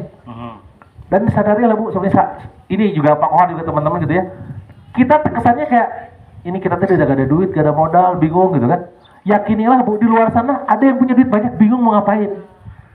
Seriusan, duit, aduh lihatnya naon gitu kan. Tapi tepat guna, tepat sasaran gitu. Ya. Nah maka ketika ketemu kemarin dan saya udah saling percaya, ketemu, pitching, ngobrol-ngobrol, ya udah ini kita invest 900 jutaan. Itu. Jadi Produk apa? Produknya keset, sapu, pokoknya pengrajin iya. Ini keset dia diciptakan di Kebumen, dikirim ke Singapura, Malaysia. Kan di Indonesia kan terkenal dengan produk kayak gitu. Di daerah Jawa Tengah ya, daerah Jawa Tengah. Tapi nggak dinamain Dewa kan? Enggak, tergantung. Nanti ada yang demand dari mereka, brandnya dia. Ya. Ada yang dari. Soalnya pun digawat lagi ke keset terus kan? Karena investor posisinya bukan sebagai vendor. Oh iya baik. Gitu. Jadi modal artinya bukan masalah sesungguhnya. Ada solusi dari Islam. menyiasati masalah modal dengan tadi. Syirkah ya. Iya, syirkah. Yang penting kita punya modal tadi ya. Betul. Jadi amanah, fatwa Betul, itu udah harus udah contohin lah. Walaupun tadi bahasanya gini Kang, kadang kita ini nggak ada gambaran, itu mungkin tugasnya kita para guru-guru untuk menjelaskan gambaran tentang bagaimana Rasul, Abu Bakar, Umar, Utsman, Tolha, Zubair, Abdurrahman yang kaya-kaya itu ya. Dia gimana sih dulu bisnisnya? Saya juga belum nemu kitabnya, mungkin nanti perlu banyak belajar gitu kan. Jadi, contoh yang satu tuh kayak Zubair tuh bisnisnya properti gitu. Abdurrahman tuh bisnisnya apa sih gitu? Tolha tuh bisnisnya apa sih gitu? Kayak kalau kita kan sekarang kan ada bisnis fashion, ada bisnis cemilan, ada bisnis baju gitu kan. Yeah. Nah kita ini pengen bisnis making gitu. Nah sekarang dari beberapa referensi yang kita kaji, oh ternyata polanya begini. Dia kasih tahu adalah mainnya properti, mainnya bagi hasil. Nah itu kan mainnya gitu aja gitu. Itu perlu belajar lah intinya mas. Gitu. Masya Allah, dahsyat ya. Jadi 40 brand itu dibangun dengan niatnya dulu. Tadi Ya betul. niatnya dulu harus lurus lempeng begitu ya. Dan jangan sampai niatnya hanya untuk gagayaan gitu. Ya kita punya usaha dan lain-lain. Nah, dan tentu saja punya mental yang bagus tadi ya, punya modal. Modalnya adalah tadi sidik, amanah. Itu yang modal tidak harus dulu kita cari uangnya, tapi modal yang bisa kita bangun dalam diri kita sendiri. Sidik, amanah, fatonah, dan tablik tadi itu sudah dari Rasul sampaikan jauh-jauh hari begitu ya. Ya. Dan yang terakhir ya harus koneksinya kan, harus bangun koneksi lah begitu. Karena tadi banyak orang yang bingung dengan uang, banyak uang, sebenarnya bingung tidak punya. Iya. Ini Sama ketemu. kayak konsep Musining Club kan gitu. Iya. Kalau sadar nggak sadar ya, saya tuh waktu itu ini cerita sedikit tentang Musining Club ya. Jadi ceritanya waktu pandemi, Kang gitu ya, kita ini kan banyak diundang untuk beberapa filantropi gitu ya, saya bisa sebut lah, hampir filantropi besar ngundang saya semua gitu kan. Suruh ngisi digital marketing fundraising gitu ya. Jadi gimana caranya fundraising online gitu. Ngisi itu saya. Sebelum ngisi kan briefing tuh. Kang, apa kabar? Biasalah basa-basi ya. Saya nanya, Kang, gitu ya. Pasarnya siapa? Saya bilang, pasarnya donaturnya siapa? Ini buat nanti masyarakat sih umum gitu kan. Nanti programnya apa? Ini program nanti dengan 100.000, 50.000 bisa ini. Saya waktu itu nantang dalam tanda kutip nge-challenge. Saya pernah nggak garap pasarnya orang-orang kaya? Saya bilang. Enggak sih, kita berat mas gini-gini. Pokoknya hampir semua pertanyaan itu hampir semua filantropi itu tertolak semua. Intinya mah liar, gak kebayang gitu kan. Kan intinya saya punya ide nih, tertolak semua kan. Daripada pusing karena saya serangan. Bikinlah saya Musining Club gitu kan. Orang-orang yang komitmen minimal sebulan 10 juta. Nah, di workshop saya, udah tiap di belakang tuh ada stand. Kalau Anda komitmen setiap bulan sedekah 10 juta, joinlah Musining Club. Singkat cerita, nyampe 100 orang. Artinya kan sebulan 10 juta, sebenarnya tak? Iya. 1 M kan? Makanya rehat 1 M, 2 M, itu baru seseorang doang. Saya gak kebayang di Indonesia ini yang gitu banyak. Nah pasarnya itu adalah orang-orang yang memang dia tuh punya duit, cuma bingung kemana. Gue nggak? Karena kalau gini, ini ilmu marketing, ini nyambung nanti juga bakal ngaruh nih ke buat teman-teman di Villa Quran yang lain. Jangan pernah tawarkan sesuatu yang orang sanggup bayar sekian dengan menawarkan yang sekian doang. Iya. Gue nggak? Misal, ayo dengan 50.000 rupiah, Bapak Ibu sudah bisa bersedekah untuk pondok, misalkan, gitu ya, untuk menghafal Al-Quran. Mereka orang kaya. Nah, 50.000. Dia gak gerak 50.000. Ya 50.000, yuk pasar lain gitu. Nah tapi kalau misalkan bahasanya tuh bangun apa langsung kayak menjebret 10 juta, 1 juta, 5 juta, dia keluar sedekahnya. Nanti dalam ilmu marketing gitu ya, campaign itu sesuaikan dengan target pasarnya. Ini ngomongin teknis sih. Jangan pernah ngomong bahasanya itu ya, ini mohon maaf nih kalau mobil misalkan. Jangan pernah nawarin orang kaya yang mampu bisa beli mobil Ferrari ataupun Lamborghini dengan membeli produk mobil yang cuma di bawah 300 juta. Bukan berarti jelek ya, cuman itu gak gue gitu. Itu bukan gue, itu yang lain gitu. Kalau tiba-tiba, Pak, mobil Pak 5 miliar, oh deal, beli gitu. Karena memang pasarnya tepat. Sudah kami? Nah sama kayak dalam bisnis, sama kayak dalam dunia filantropi juga. Artinya memang pemahaman kita terhadap pasar itu sangat penting. Ini tips buat anak-anak, buat adik-adik semua, buat semuanya lah ya. Kalau bisnis mulailah dari pasar, bukan dari ego kita. Kebanyakan dari kita punya apa, bikin gitu ya. Kita jago apa, bikin itu rata-rata begitu. Gak ngelihat pasarnya di mana. Makanya ketika Nabi hijrah itu, ketika Abdurrahman bin Auf hijrah membersamai Nabi Dia meninggalkan semua harta bendanya, bahkan istrinya sendiri gitu kan, gak ikut gitu kan. Waktu nyampe ke Madinah, Abdurrahman bin Auf itu dipersekutukan sama Rasul dengan Sa'ad bin Rabi. Sa'ad bin Rabi ini sahabat Nabi yang waktu itu kaya di situ gitu ya. Dan Sa'ad bin Rabi bilang ke Abdurrahman gitu, wahai Abdurrahman, saya adalah orang terkaya di negeri ini. Kalau kamu butuh harta, silakan ambil setengah harta saya. Kalau kamu butuh wanita atau istri, silakan pilih salah satu istri saya akan ceraikan, saya akan nikahkan dengan kamu. Lihat responnya Abdurrahman apa? Ada yang tahu? Saya kebayang kalau ini ditawarkan ke Pak Kohar gitu ya. Sudah tahu. Mau. Pak Kohar ya duit tuh. Silakan mana transfer kan dia kan gitu kan. Saya buka istri 2 gitu kan. Saya nu mana nu ini. Nu eta kan sih mana. Tapi mau jual stiker sudah. Rasanya Abdurrahman gak gitu. Rasanya Abdurrahman adalah semoga Allah memberkatimu, hartamu dan keluargamu. Doain tuh dan langsung bilang, tunjukkan saya di mana pasar. Daripada ngomong minta duitnya gitu ya, atau minta hartanya, udah wajib bro, bejaan saya di mana pasarnya. Jadi tuh, oh datang ngeliat riset tuh, oke, di sini butuh lahan, di sini butuh buat jualan, oke, bisnis lah macam-macam. Nah sama kayak kita sekarang jualan, bisnis. Kok bisa saya membangun 40 brand, ngeliat, Pak, ini ada pasarnya nih, kita bikin. Oh ini ada pasarnya nih, kita bikin. Bukan dari keinginan saya. Kalau sekarang semuanya dari keinginan saya atau dari apa yang saya pakai, rusak semua. Contoh, saya jualan baju fashion muslimah. Ya. Apakah saya harus pakai kerudung untuk bisa menjual kerudung? Jangan Enggak kan? Toh kan? Saya jualan lipstick, Bu. Apakah saya harus pakai lipstick untuk jualan lipstick? Kan kadang orang begitu ya, harus dipakai gitu kan. Enggak, gua enggak pakai gitu kan. Yang penting kita tahu bahwa itu punya value gitu. Nah, itu poinnya. Jadi brand yang dibangun sebanyak itu ngelihat dari pasar dan kita ngelihat dan posnya tadi ya. Ini yang juga jarang orang tahu. Ada posisi di mana saya harus sohibul mal, Kang. Sohibul mal itu berarti investor. Iya. Ada yang posisi saya pengelola. Bahkan setengahnya itu setahu saya setengah lebih itu investor. Jadi kalau sekarang lihat, ih enak ya ini. Karena kalau udah kita ngelola itu ada riset katanya gak bisa lebih dari 7 brand. Jadi kalau sekarang banyak itu karena memang yang gerak duitnya. Ya, Nah, duit ini ngegolang ganti ya tadi gitu. Nah, ini statement barusan nih bakal memunculkan banyak ini nih pertanyaan. Apa? Gimana caranya, Kang? Ada yang bertanya seperti itu? Pasti ada. Tapi tawadu insya Allah. Terima duit. Ya, baik, ini ada titipan pertanyaan, Kang. Siap. Ya, yang pertama dengan kondisi terpuruk kemarin sebelumnya yang sakit, utang dan lain-lain begitu ya.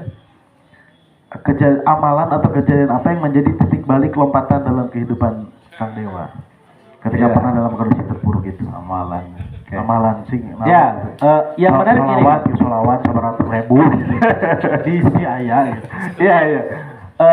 Saya kalau misalkan boleh cerita gitu ya, ada banyak fase-fase dalam kehidupan. Walaupun bahasanya tadi kata Pak Kohar kan saya 32 tahun, tapi ya gejolak-gejolak dalam kehidupan itu luar biasa banyak. Mulai dari dulu utang 7,7 miliar, terus sakit hampir mati, Bu ya. Jadi saya kan penyakit itu? Nama penyakitnya GBS. Guillain-Barré syndrome. Pernah dengar nggak, Bu? Nggak pernah kan? Baru-barusan ya. Saking langkanya. Jadi di grup WA itu gak lebih dari 250. Alasan pertama karena memang dulu grup WA gak nyampe segitu. Alasan kedua adalah memang saking langkanya beneran. Beda dengan penyakit stroke, itu mah banyak lah yang pengidap itu. Ya, romehan ngomongnya. Loba gitu kan. Nah, saya itu penyakitnya GBS, namanya susah. Guillain-Barré syndrome.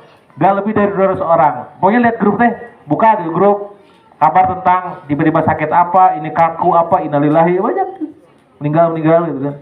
Nah waktu itu saya ini juga balik lagi semua ini atas izin Allah, semua qadarullah dan lain-lain gitu kan.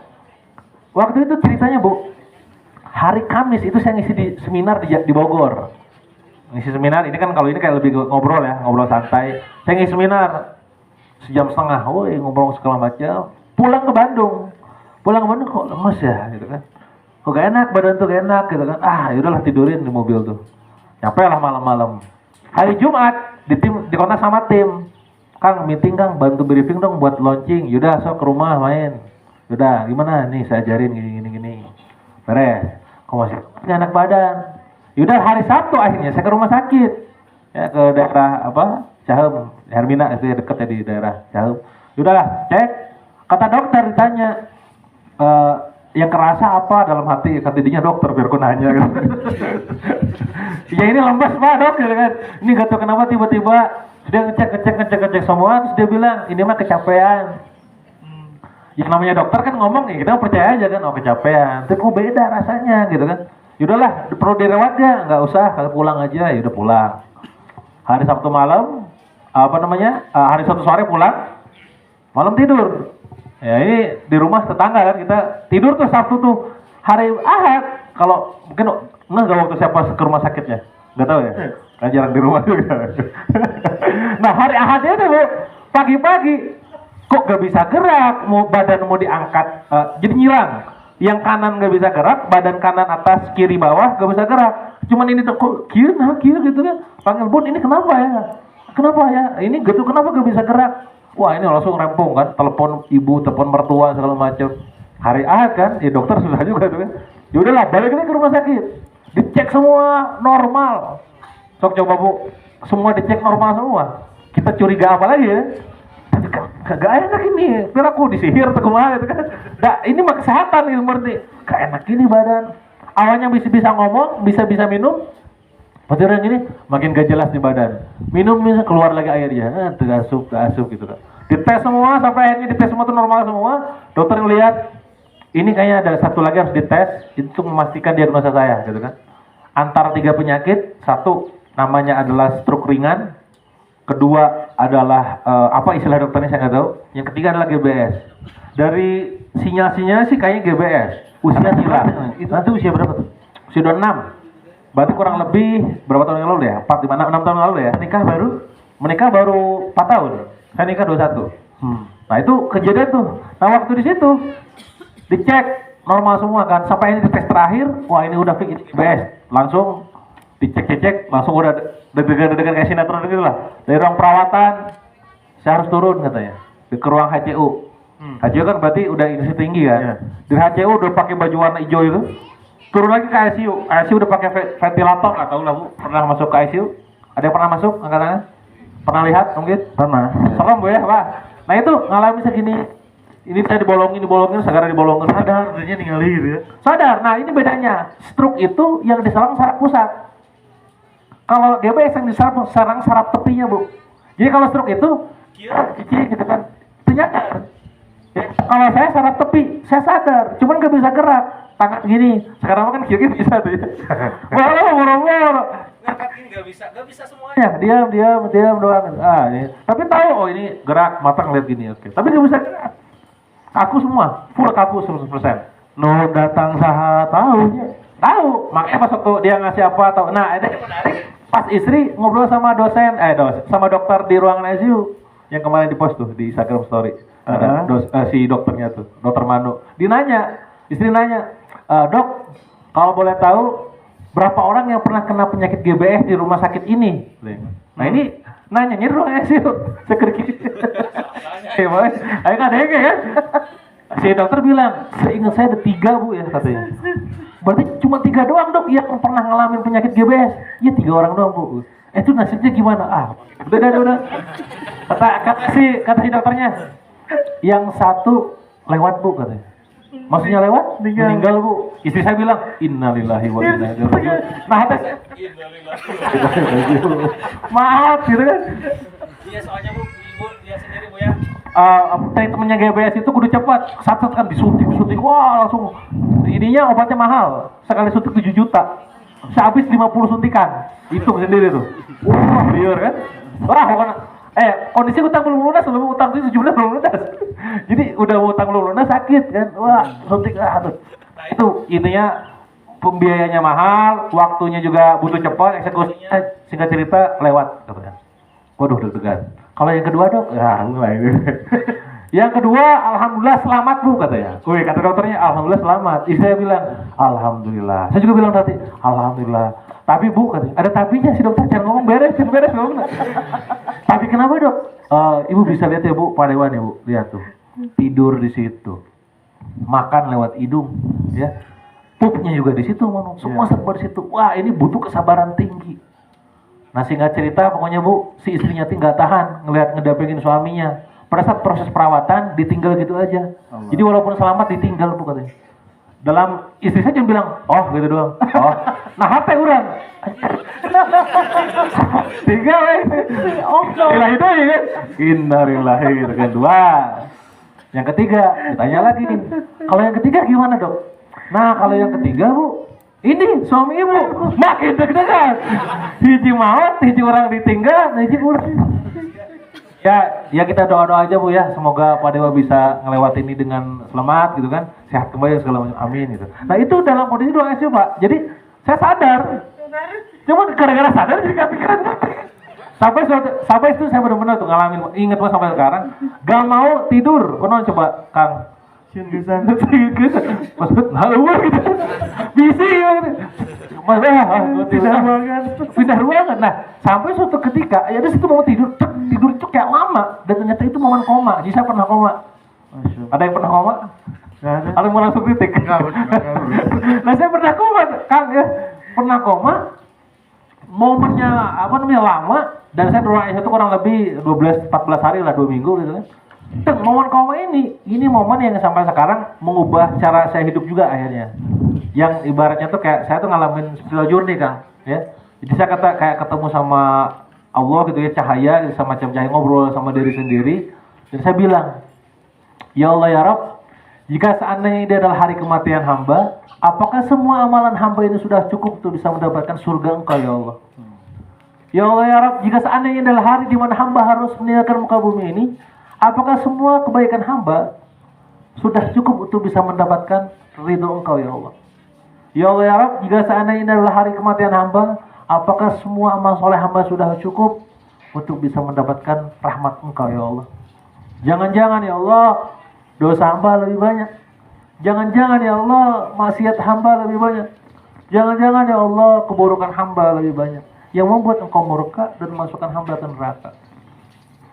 Seketika percakapan itu muncul dalam lisan saya, dalam komanya saya, gitu kan. Padahal waktu saya sehat Bu, Pak, Kang, itu saya tiap hari ngomong itu omset, gitu kan, duit, dagang, gitu kan. Waktu itu gak kepikiran, bahkan anak saya nggak saya pikirin, orang tua saya juga dipikir, istri saya nggak dipikirin. Murni cuma mikirin bakal buat mati. Dan kalau sehat lagi, saya bilang itu lanjutin. Ya Allah, kalau saya diberikan kesempatan kembali sehat, kembali hidup, izinkan saya menjadi pribadi lebih baik, bisa bersedekah lebih banyak, berwakaf lebih banyak, berzakat lebih banyak. Nah makanya konsep sedekah berutang, kenapa Ramadan begini, dan saya mah pernah ngalamin kayak gitu kan. Iya. Dan momen waktu antara hidup dan mati itu, yang dipikirin cuma bekal gitu. Iya. Jadi kalau kata ustadz guru-guru kita, bahwa orang mati pengen balik lagi ke bumi, pengen ngelakuin satu hal sedekah, saya mah udah hampir nih. Tapi selalu dikasih peluang injury time, kesempatan kedua. Jadi ketika sekarang dikasih amal teh, wah inget momen waktu itu nih. Wah jangan sampai nanti pas udah lewat, ternyata duitnya dipakai maksiat. Lewat duitnya nggak jadi manfaat gitu. Jadi ayatnya Allah itu benar-benar kejadian tuh di saya. Wa anfiqu mimma razaqnakum min qabli ayyati ahadakum al-mautu fa yaqula rabbi law akhartani ila ajalin qarib fa asaddaqa wa akum minas sholihin. Nah itu pengen gitu. Nah itu cerita-cerita tadi itu kayak membuat saya semakin yakin bahwa ya dunia memang cuma lewat gitu. Nah maka jangan sampai salah fokus. Fokusnya mau perkaya diri, fokusnya sekedar menunjukkan kehebatan gitu kan, tanpa mempersiapkan kematian sebaik mungkin. Momen Ramadan sekarang juga sama, ya pikirin tuh. Gak ada yang tahu kok, gak ada yang tahu lah nasib orang hidup tuh gimana dan sampai mana gitu ya. Saya waktu pulang dari rumah sakit kan teh, itu cuma duduk gini doang, gak bisa ngapa-ngapain duduk di depan rumah itu. Nah kalau itu saya inget itu ya, tahu ya. Saya inget, kelatihan. Saya udah dari awal lagi, B, C, saya huruf R. Nabila usia saya waktu itu masih anak yang pertama, usia 5 tahun, sama huruf R gitu. R ya, R, helikopter. Bisa sampai dari nol lagi Bu. Makanya kalau orang ngomong kayak sabar, aing seluruh sabar gitu. Di rumah sakit 2 bulan, pemulihan 4 bulan. Wah itu benar-benar saksi lah. Saya dari nol lagi, A, B, C, D, gerak, langkah, jatuh. Umroh pertama kali saya setelah ini, itu di antara sekian umroh banyak itu saya, yang paling berkesan setelah sakit. Karena, perjuangannya lompat, nyeri kan. Aduh berat, berat badan saya waktu itu drastis. Sekarang berat saya 82. Waktu itu 69, habis 20 kilo. Jalan itu, atau apa bisa ngakalin diameter kan, mepetnya supaya deket gitu kan. Pas sai kan, sai jauh kan, cakep, perjuangan tuh bener-bener, itu benar-benar ngalamin banget. Makanya sekarang saya tuh fisik tuh benar-benar sebisa mungkin sehat. Karena ya ibadah itu butuh fisik. Apalagi kalau udah umroh haji lagi apalagi dia tuh itu luar biasa banget gitu. Itu sih cerita-cerita yang membuat kita makin sadar bahwa ketika pun harta dititipin banyak, ketika pun menang secara finansial bahasanya deh, ya jangan sampai lupa bekal matinya disiapin gitu. Siap, masya Allah. Terakhir Kang, karena udah waktu doanya udah mau habis. Oke. Oh iya, boleh sebelum terakhir berarti ya. Sebelum terakhir. Iya Bapak dulu silakan. Aman. Spesial nih Pak. Assalamualaikum. Waalaikumsalam warahmatullahi wabarakatuh. Assalamualaikum. Terima kasih buat Ustadz Sarif, Ustadz Muhammad Sarif sebagai pimpinan. Siap. Beliau adalah teman haji saya Pak 2022. Oh bareng berarti ya? Bareng ya? Alhamdulillah mempertemukan saya dengan Kang Dewa ini luar biasa, benar-benar menjadi motivasi buat saya. Karena saya ada suatu pertanyaan, saya itu seorang pedagang Pak. Pak dengan siapa tadi Pak? Saya namanya Safik Ahmad Bawazir gitu ya. Syafiq Ahmad Bawazir. Masya Iya, Allah. betul. Saya ada yang ditanyain sama Kang Dewa, bukan bertanya untuk apa, untuk hanya mengetes, bukan. Saya hanya pengen tahu, pengen barangkali Kang Dewa ada solusi buat buat saya dan tentunya mungkin insya Allah bermanfaat buat yang lain. Ya. Jadi saya seorang pedagang. Nah, kalau dalam dagang saya ini kan kebetulan bukan saya memungkiri nikmat Allah yang dikasihkan pada saya. Alhamdulillah jalan ya selama hampir udah 22 tahun gitu ya. Karena saya kebetulan punya kebutuhan yang lumayan, jadi kadang-kadang semuanya itu serba pasti pas gitu.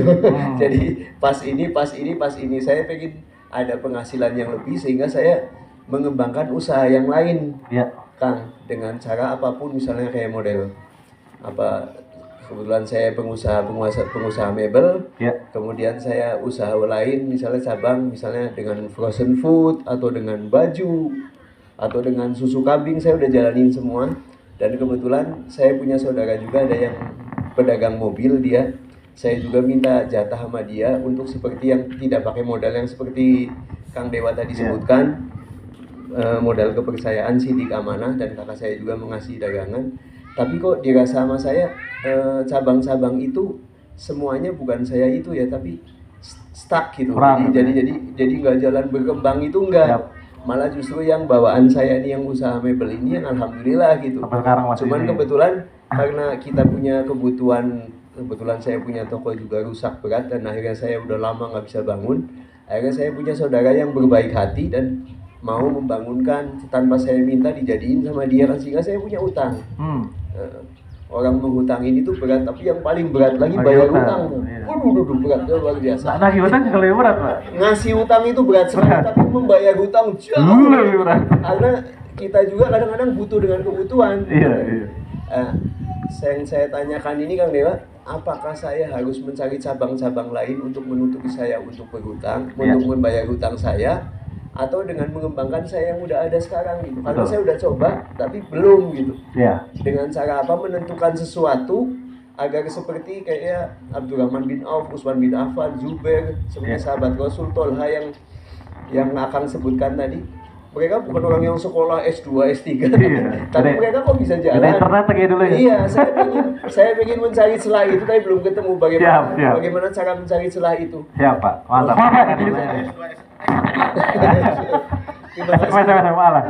Assalamualaikum warahmatullahi wabarakatuh. Ini keren ya pertanyaannya ya. Buat teman-teman juga nih, buat pengusaha ataupun yang sedang berusaha dan pengen gitu ya. Ini jadi bekal. Oke, jadi dalam bisnis kawan-kawan ada dua model. Ya, model pertama adalah model satu dibesarkan, model fokus bahasanya gitu ya. Model kedua adalah model diversifikasi. Nah ini juga dicontohkan sama beberapa sahabat Nabi sebenarnya. Ada di antara mereka yang gaya itu ada gaya fokus. Pokoknya bisnisnya cuma properti doang. Zubair itu pada saat meninggal gitu ya, saking dipercaya dia, ngikutin bagaimana Rasul juga dipercaya gitu kan. Orang-orang di sekitarnya tuh nitipin duit gitu ya. Pokoknya bahasanya kira, Gus, eta mau boga duit, titipin kasih Zubair. Pasti kayak duit profit coba gitu kan. gitu, saking dipercayanya gitu kan. Sampai akhirnya pas dia meninggal, itu banyak uang yang disimpan tapi belum sempat kagolangkan, kan jadi utang gitu kan. Ini gimana nasibnya? Nah tapi pas dihitung total kekayaan dia, itu lebih kaya daripada utangnya. Karena kekayaannya disimpan di tanah, di properti dan segala macam. Nah ada bisnis orang yang mereka tuh main fokus satu dibesarkan, ada yang mainnya itu diversifikasi, kayak Usman. Usman itu diversifikasi gaya mainnya. Jadi dia gak cuma main satu industri bisnis. Saya itu diversifikasi Pak. Saya main fashion, main industri platform, main juga di kuliner, main juga di properti, main juga di travel, macam-macam. Nah, pertanyaan muncul, kalau kasusnya kayak Bapak barusan, artinya kan pengen diversifikasi. Nah, kenapa akhirnya di mebelnya tumbuh yang lainnya enggak? Bisa jadi ada yang tidak terduplikat ke sebelah sana. Nah, apa yang tidak terduplikat, tidak terduplikasi? Gini, pada saat mau diversifikasi bisnis, pada saat teman-teman mau nambah cabang atau nambah bisnis gitu ya, polanya adalah bisa di kolaborasi, partnership di kolaborasi. Entah itu nanti kolaborasi partner Sirkah Abdan, Inan, Mudorobah, itu bebas ya secara harfiahnya, fikih muamalahnya. Tapi yang pasti si partner harus, nah ini, satu, punya visi yang sama. Dua, punya value yang sama. Tiga, punya chemistry yang sama. Itu tiga itu harus sama. Visi itu adalah tentang jangka panjang mau dibawa kemana. Value itu adalah tentang mana yang dianggap penting dalam bisnis ini. Apa sih yang penting? Pentingan profit atau pentingan omset? Pentingan nambah cabang atau pentingan ngegedein cabang sebelum? Pentingan berkah atau pentingan apa? Itu harus sama. Ketiga, chemistry, faktor klik. Ini tektokan nih. Karena kalau tiga-tiganya nggak tercapai, ini biasanya partnership gak akan lama. Nah tentu selain tiga ini, tadi ya faktor dia harus bisa dipercaya, dia amanah, itu harus ada juga gitu ya. Tambahan lainnya adalah pastikan dua yang berbeda. Karakter dari si partner sama kita itu beda. Misalkan kalau Bapak tipe orang ngegas, partner Bapak harus ngerem. Karena yang ini jago marketing, ini harus jago keuangan. Ya, karena kalau misalkan semuanya ngegas, nabrak, dia nanti boncos. Atau semua yang ngerem gak mulai-mulai, ya. Bisnis plan nih mulai-mulai gitu. Ah, itu karakter. Kedua adalah kompetensi. Kompetensinya harus kebalik. Harus beda juga. Yang satu di bagian manajemen, yang satu di bagian katakanlah branding gitu. Harus berbeda. Nah, pengalaman saya Pak, nah ini tadi yang diceritakan kan banyak yang suksesnya ya. Saya juga banyak ketemu gagalnya Pak. Nah gagalnya itu di mana gitu kan? Ternyata dari si partner, selain tadi ya 3 dan 2 tadi harus sama, itu harus benar-benar menguasai bidangnya. Misalnya tadi Bapak tiba-tiba masuk dalam dunia properti atau jual beli mobil atau apa, dia harus seluk-beluknya harus paham A atau Z-nya. Kalau dia belum paham, transfer ilmu, knowledge, skill, experience itu bakal effort lagi waktu. Kadang di kita buat pengusaha kan, lila gitu kumaha karak. Saya kan percaya dirinya ame. Saya bisa santai gitu kan. Iya mah orang-orang oke turun gitu. Karena dianya belum paham knowledge, skill sama experience. Nah maka saran saya, kalaupun misalkan Bapak tetap mau nambah penghasilan nambah bisnis yang lain, ketemukan who-nya orangnya itu yang tadi, yang dia tuh punya pengalaman di bidang itu. Jadi adanya dia membuat kita dalam tanda kutip aman. Kayak saya tuh sekarang ya, salah satu intermezzo aja gitu ya. Saya punya karyawan yang saya gaji sebulan 10 juta. Hanya untuk ngamanin saya dalam sektor pajak. Kenapa? Karena kan saya bahasanya tuh public figure yang kemana-mana ngomongin uang. Tapi adanya sini udahlah, saya membayar ketenangan gitu. Udah mending sebulan 10 juta daripada orang pajaknya bisa nyampe miliaran segala macam. Udahlah aman gitu kan, sebulan berapa keluar. Nah baik lagi ke sini. Nah maka supaya bisa teman-teman sekarang ini kondisinya katakanlah tumbuh atau tadi ada utang juga, nanti dianalisa Pak. Analisanya apakah si mebel ini ketika putaran-putaran profitnya di angka sekian bisa nutup di hutang, kalau bisa energi terkumpul itu udah fokusin sini dulu. Atau tadi ini kayaknya sementok-mentoknya ini paling cuma sekian profitnya sekian, butuh pundi-pundi lain. Nah pundi-pundi lainnya tadi harus yang tadi ngikutin checklist, visi, value, chemistry, kompetensi, karakter, knowledge, skill, experience. Jangan sampai tidak terchecklist. Mending di awal pusing daripada tengah jalan pusing. Jadi kalau dalam pitching itu mending di awal ada lila, kayak kemarin tuh yang saya pengajuan 900 juta Pak sama 300 juta, itu proses due diligence-nya lama. Jadi gak langsung, Bang saya butuh duit 5 juta, sok lah Kang ngobrol, sok cair, gak gitu. Tapi benar-benar, coba kamu pengalamannya apa aja, nanti kamu rencana jualnya mau kemana, prosesnya kayak apa, nah itu dicek. Untuk memastikan kayak, oh ini benar orang punya skill, sok saya invest gitu. Jadi gitu, jadi uang yang kita punya, golangkan kanu lain gitu kan, tapi si yang lain ini pastikan who-nya benar-benar tepat. Karena kalau nggak tepat, kita nanti yang kena efeknya gitu. Karena kan kalau dalam syirkah yang nanggung rugi kan sohibul mal, bukan mudharib kan. Mudharib mah dia ruginya rugi waktu, rugi waktu, energi, ya. Kalau kita kan duit hilang, gitu. Gitu Pak. Sesuai dengan porsinya. Yap. Jadi apa ya? Mau ada dari yang lain? Nggak ada. Wah, tidak ada kan gara-gara Bapak jadi. Biasanya gitu mancing. Bagus, Pak. Biasanya mancing. Bertanya, nggak gorong kan jadinya lah. Waalaikumsalam.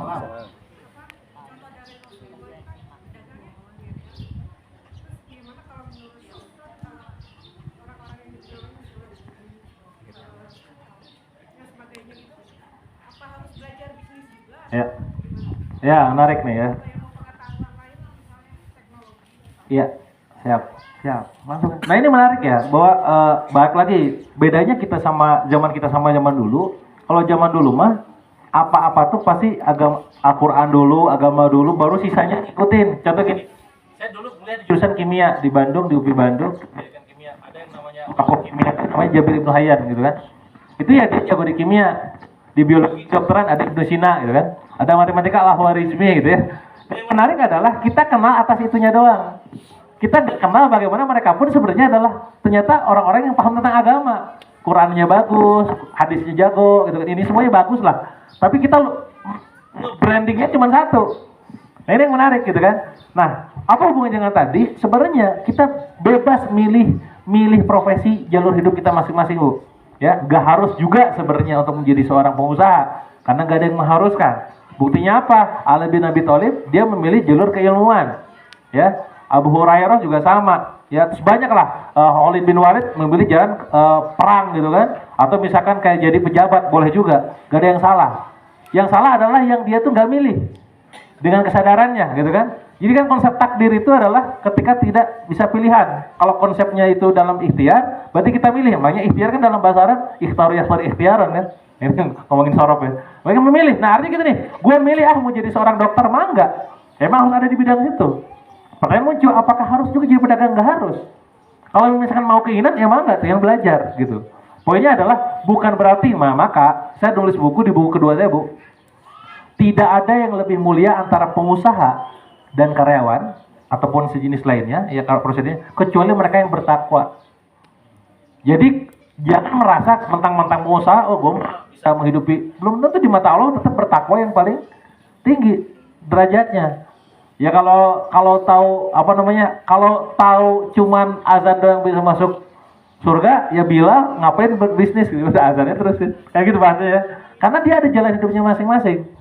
Ada yang memang jadi pejabat, ada yang jadi dokter, ada yang jadi apa, silahkan. Nah tinggal kalau misalkan ngomong dia pengen belajar juga jadi usaha, monggo, cuman memang dunianya berbeda. Sama kayak gini Bu, setipis ini. Apakah artis semua bisa berbisnis? Saya pengalaman ngehandle 11 artis. Jadi kalau teman-teman tahu saya sebut lah nama-nama artisnya ya. Ada 11 artis saya pernah kelola. Inisialnya R gitu, inisialnya T gitu. Nah, itu mereka followernya 5 juta, 10 juta, itu pas bisnis udah gak ngerti. Kenapa? Karena memang DNA-nya bisnis, bukan DNA-nya artis bukan bisnis. Nah, saya ini DNA-nya bisnis gitu. Disuruh ngartis juga rada gak biasa, disuruh bikin konten kemana-mana jadi konten gitu kan. Iya, salin orang pisan gitu kan. Pas ngisi gini ya udah story event udah gitu. Intinya adalah semua orang berhak memilih jalan hidupnya masing-masing. Dan sudah memilih akan dipertanggungjawabkan. Nah tinggal supaya dipertanggungjawabkan nanti benar di akhirat, maka butuh keilmuan, makanya belajar gitu. Siap. Gitu Bu, jadi nggak harus ya Bu ya. Nggak harus, yang penting bertakwa insyaallah. Nah itu. Nah terakhir, karena nggak ada pertanyaan lagi ya? Terakhir wae. Ini pertanyaan terakhir ya, karena berhubungan dengan yang tadi disampaikan oleh Ibu ya. Juga karena di sini banyak santri nih Kang. Ya. Bagaimana memang pilihan mau jadi pengusaha, mau jadi pejabat begitu dan lain sebagainya itu pilihan. Namun memang kondisi kita saat ini kondisi dunia Islam terutama ya. Ini kan apalagi teman-teman di santri di pesantren kebanyakan lebih dinilai-bobokan dengan udah ngaji gitunya. Apa namanya?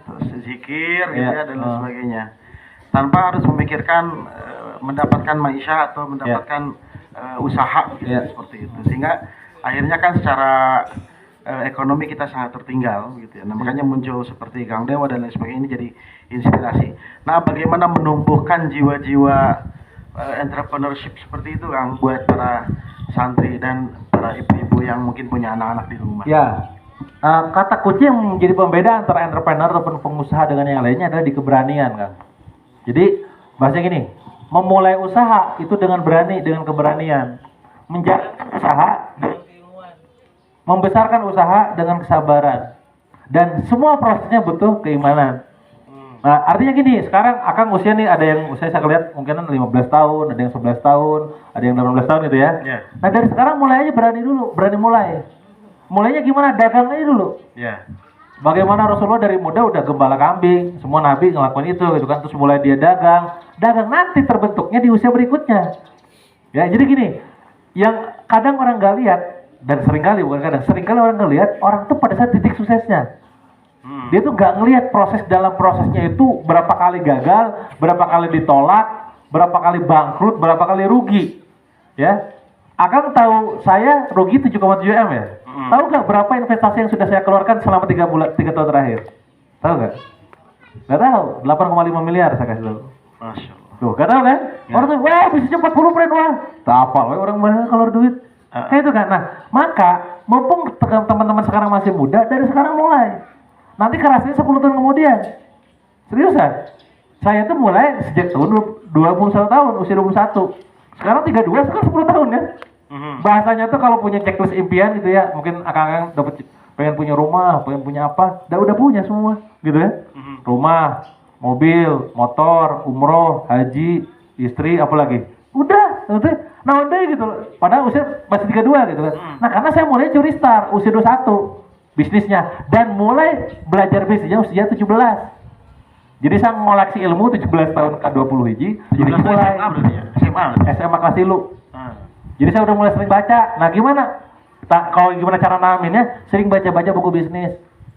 Baca buku bisnis, pengembangan diri. Karena kan kalau ngomongin hadis, Quran, sirah, teman-teman udah dipelajarin lah di pondok gitu ya. Tambahnya tadi, oh ternyata kalau dalam ini tuh begini gitu kan. Nah, nanti kalau teman-teman udah ada bakal Al-Quran, enak. Kalau saya kebalikan, walaupun saya dulu pesantren rada challenging nih. Itu perasaan bala pernah oh iya gitu.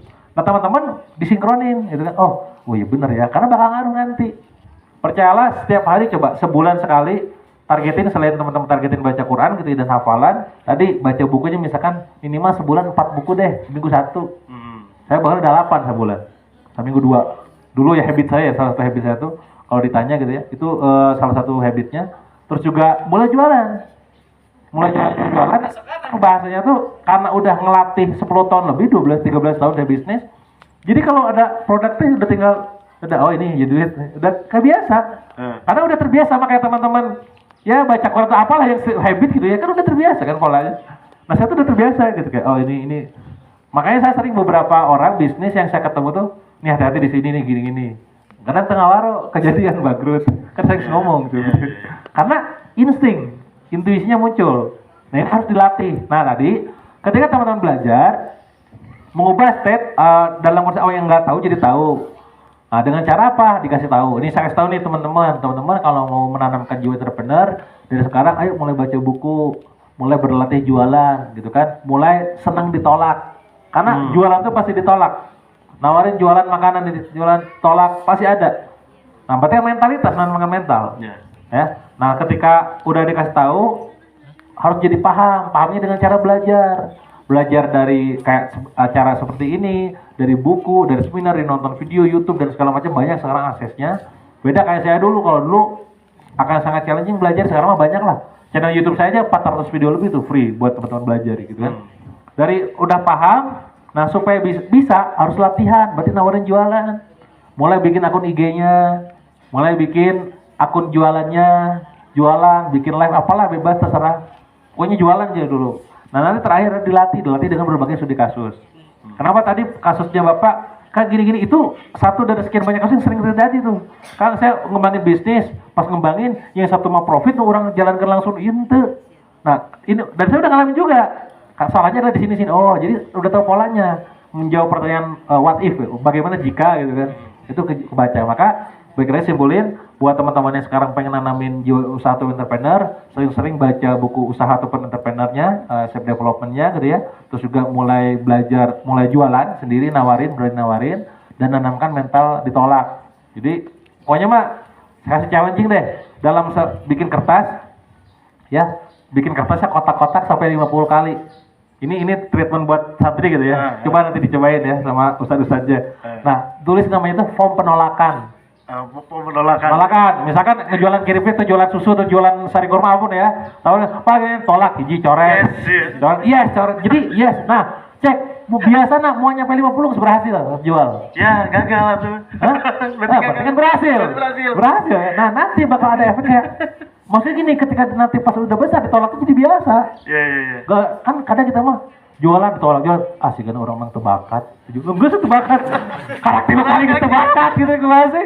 Ente nggak tahu aja gue ditolak berapa kali gitu loh. Nah itu harus mulai dilatih. Iya, jadi targetkan penolakan sebanyak-banyaknya. Karena maka ketika berhasil, ya gagal. ya, kok gagal gitu kan? Kok berhasil?